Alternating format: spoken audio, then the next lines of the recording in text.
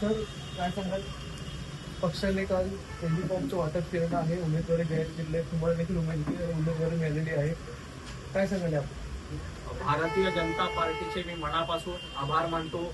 मुख्यमंत्री देवेंद्रजी फडणवीस साहेब, आमचे प्रदेशाध्यक्ष रवींद्र चव्हाणजी, चंद्रशेखरजी बावनकुळे, आशिषजी शेलार, अमितजी साटम या सर्वांनी भारतीय जनता पार्टीच्या एका सर्वसामान्य कार्यकर्त्यांना मानपूरच्या 135 वॉर्डमधून भारतीय जनता पार्टीच्या महापालिकेच्या निवडणुकीमध्ये एक उमेदवार म्हणून मला संधी दिली, त्याबद्दल पक्षाचे मनापासून आभार मानतो.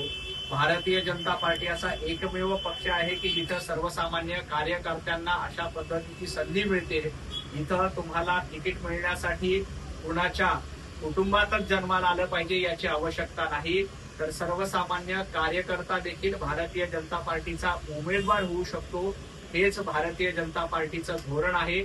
निश्चितपणे मानपूर सारख्या भागातून मला संधी दिली त्याबद्दल पक्षाचे आभार मानतो. मानपूरची जनता भारतीय जनता पार्टीच्या पाठीशी खंबीरपणे उभी राहील, भारतीय जनता पार्टीला आशीर्वाद देईल याच्यामध्ये अजिबात शंका नाही.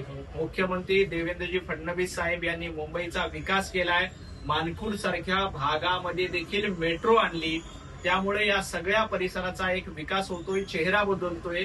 या नव्या चेहऱ्याबरोबर मानपूरचा विकास देखील होईल. त्यामुळे मी पक्षाच्या वतीनं पक्षाचे मनापासून आभार मानतो की त्यांनी मला ही संधी दिली आणि या पक्षाच्या वतीनं मानपूरचा विकास करण्याची एक नवी संधी या निमित्ताने उपलब्ध आहे. मानपूर वासीय, सर्व मानपूरचे रहिवासी भारतीय जनता पार्टीला आणि महायुतीला निश्चितपणे आशीर्वाद देतील.